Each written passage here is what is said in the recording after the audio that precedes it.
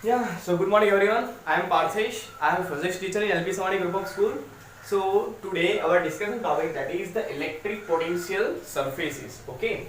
So here the definition it is given that is it is an imaginary surface joining the points of the same potential in an electric field.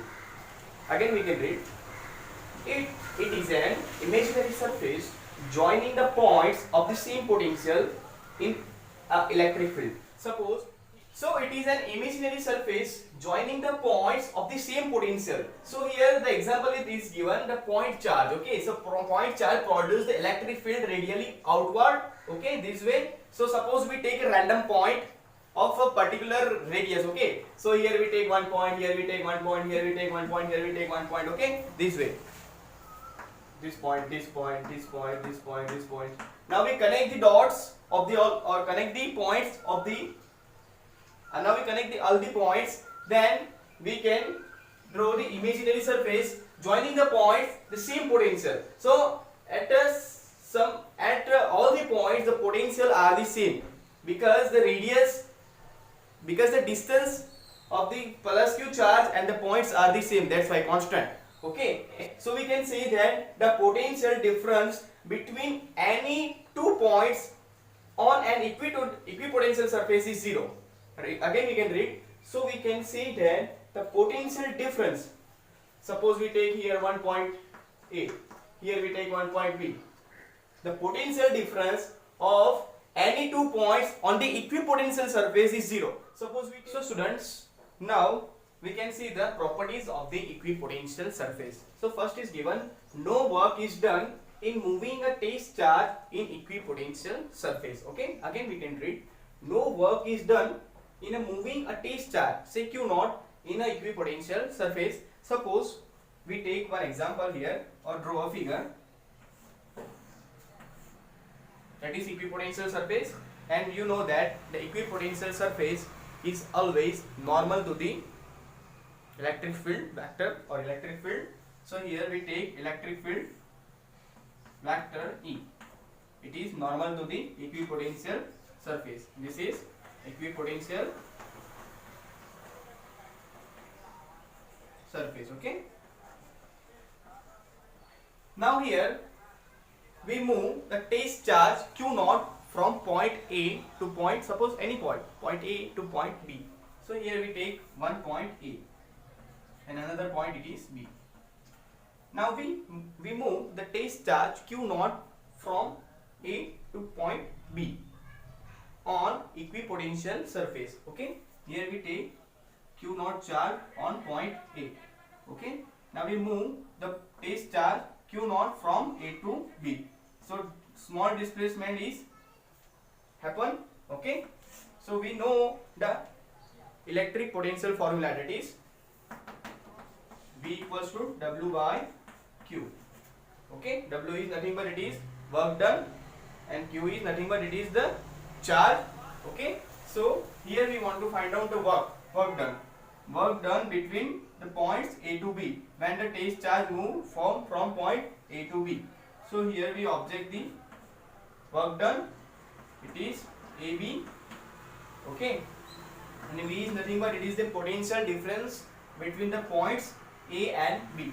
Okay, so here we can write delta V multiplied by test charge, that is Q naught.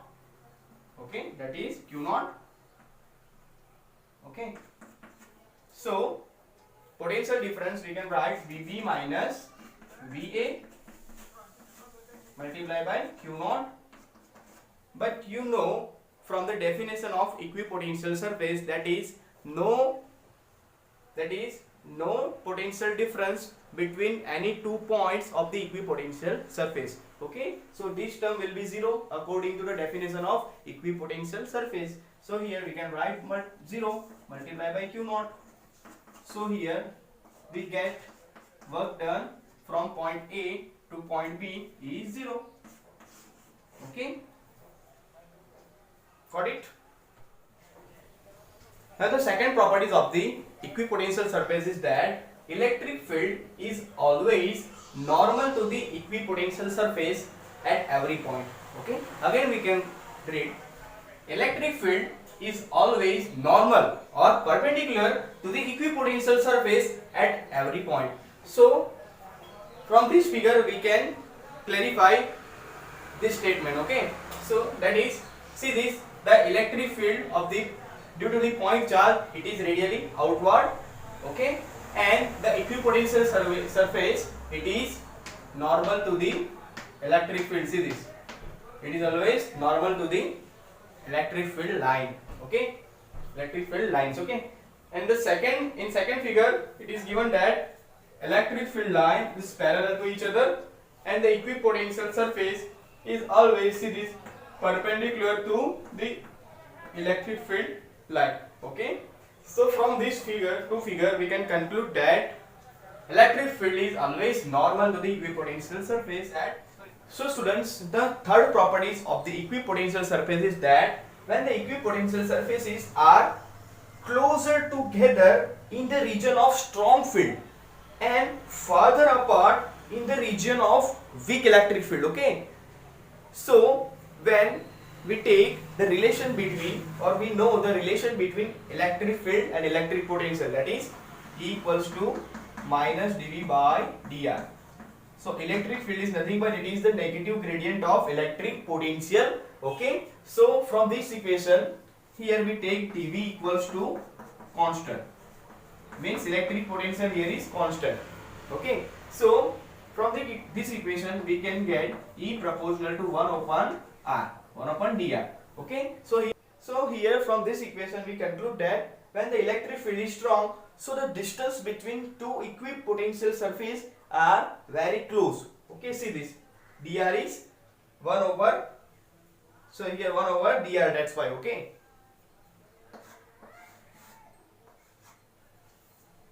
and the four properties of the equipotential surface is that no two equipotential surfaces can intersect each other. If they intersect, so at that intersection point the two electric potential value are generated. That is impossible, that's why. Okay, now the four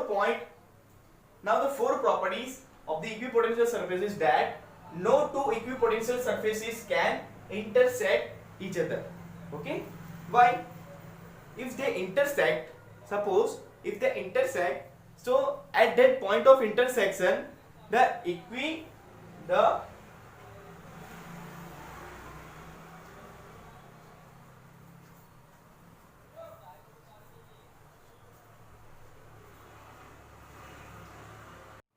now the fourth properties of the equipotential surface is that no two equipotential surfaces can intersect each other.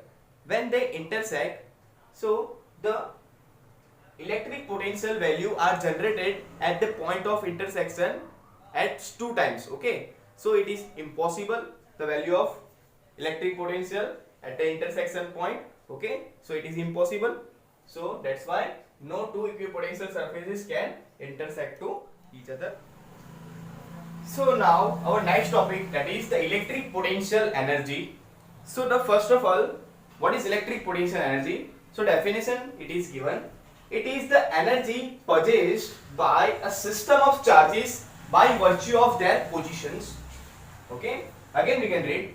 It is the energy possessed by a system of charges by virtue of their positions.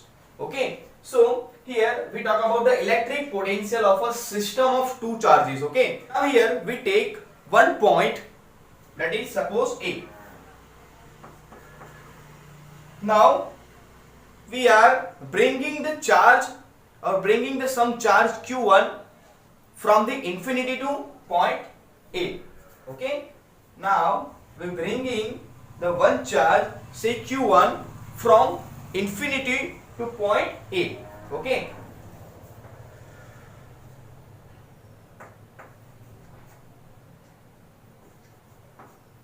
okay, then the electric potential generated at some point, suppose B.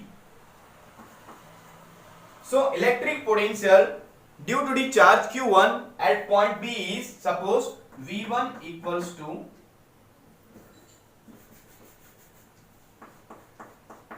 1 upon 4 pi epsilon naught q1, or the distance between the 2 points, that is suppose r12. Okay, so that is the electric potential at point B due to the charge q1. Now here, when the charge bringing from infinity to point A, there is no work done here take place. Why?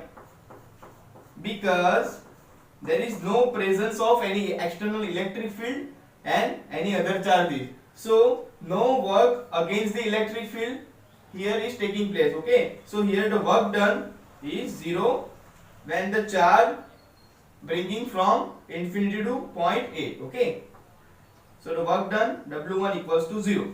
Now here we take another charge bringing from infinity to point B. Suppose Q2. Charge is suppose Q2. Bringing from infinity to point B. Okay, here. So here the work done has to be take place. Okay. So the work done at point B due to the charge Q1 is W1, the W2 is equal to, we know the work done formula, that is V into Q. But here is electric potential V1 due to the charge Q1 at the point B. So here we can put V1 and then charge Q2. Okay. So we know the value of V1 is equal to 1 upon 4 pi epsilon naught Q1 R12 multiplied by Q2. Okay. So the work done at the point P, that is W2 equals to V1 into Q2. So 1 upon 4 pi epsilon naught Q1 upon R12 and Q2. R12 is nothing but it is the distance between charge Q1 or Q2. Okay, or point AB. Okay, got it? As the work done is stored as the potential energy U of the system. So this work done, this W2 or this work done is stored as the potential energy U of the system Q1 plus Q2. Okay, so here we can write the potential energy of the system. System is made for these two charges. Okay, so the total potential energy of this system of two charges, that is W1 plus W2, work done 1 and work done 2. So here we know that the W1 work done 1 is 0. Okay, because there is no presence of external electric field or charge in point A. Okay, that's why. So here we put the value of W1 is equal to 0 and W2 it is 1 upon 4 pi epsilon naught Q1 Q2 upon R12. Okay, so that is the electric potential energy of a system of two charges. Okay, so students, the total potential energy of the system of these two charges are U equals to W1 plus W2. So W1 it is the work done at point A, that is 0, and W2 is the work done at point B, that is 1 upon 4 pi epsilon naught Q1 Q2 upon R12. Okay, so finally here we can write 4 pi epsilon naught Q1 Q2 upon R12. That is our final potential energy of this system of these two charges. Okay, so now we discuss about the potential energy of a system of 3-point charges. Okay, so already we derived the formula or work done of the two charge system. Okay, now here we introduce another charge, say Q3, from infinity, bringing from infinity to at some point, then derive the formula of the 3-charge system or finding the potential energy of the 3-charge system. Okay, so here we draw this figure again, that is point A, point B. Here charge Q1 bringing from infinity to point A. Here charge Q2 bringing from infinity to point B, and the distance between these 2 points, that is R12. Now here we can bringing the charge Q3 from the infinity to point, suppose C. From infinity to suppose point C, that is Q3. Okay, so the distance between charge Q1 and Q3 or the point A and C, suppose R13. Okay, and this line we also can join. So the distance between charge Q3 and Q2, suppose R23. Okay, so this charge bringing from infinity to point C, bringing from infinity to point C. Okay, so here is work done is 0. We already know that W2 here is it is work done 2. It is from this equation, 1 upon 4 pi epsilon naught Q1 Q2 upon R12. Okay, so here we need to find out the work done 3 due to these two charges. Okay, you know the formula of the work done, that is V multiplied by Q3. V is nothing but it is the electric potential generated from these two charges. Okay, these two system of charges. So that is going to be V1 plus V2 multiplied by Q3. Okay, so here is V1 is nothing but it is the electric potential generated through charge Q1. Okay, and V2 is nothing but it is the electric potential generated from the charge Q2 at point C. Okay, so here we can write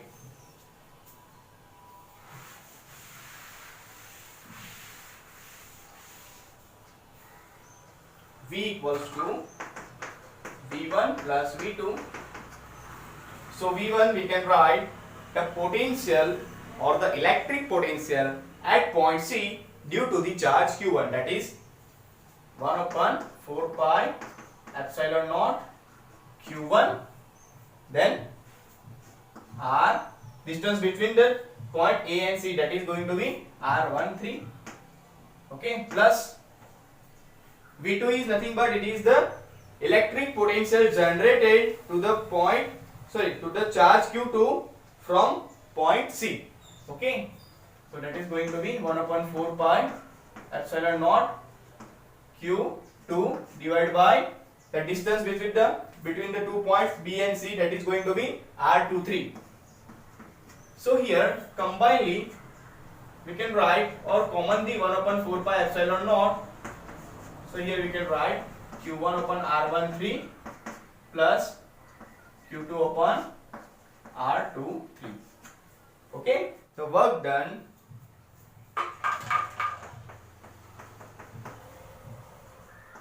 at point C is V multiplied by Q3. So V is nothing but it is the system of two charges of the electric potential. Okay, multiplied by Q3. Okay.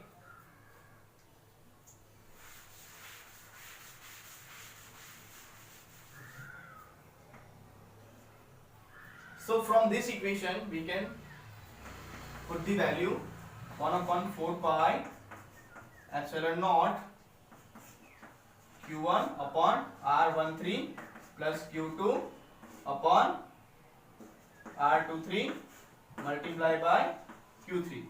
Okay, so that is work done at point C. Hence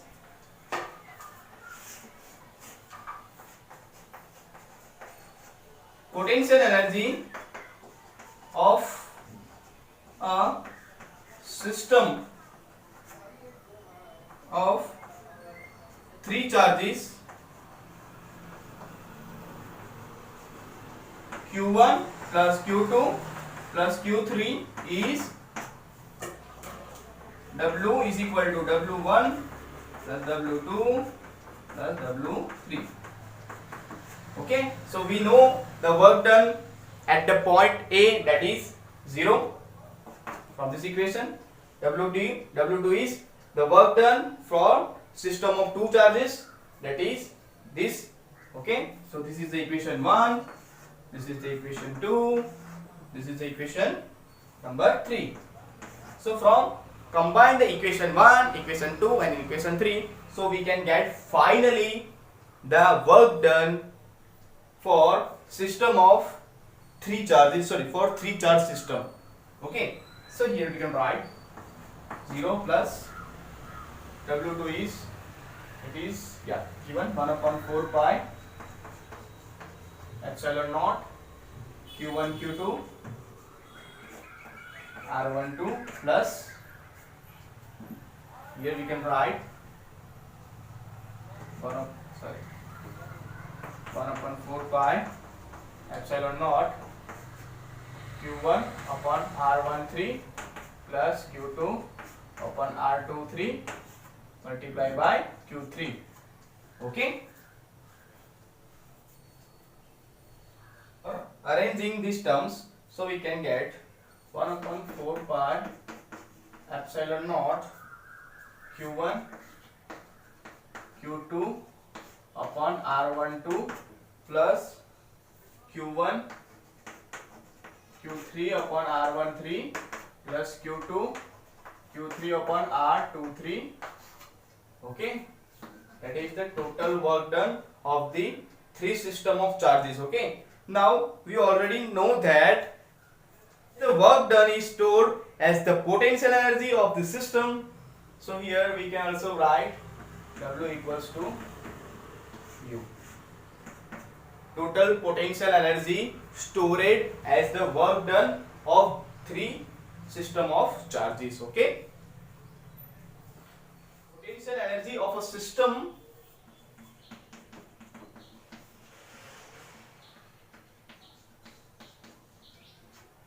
of n number of charges. So we can write this equation.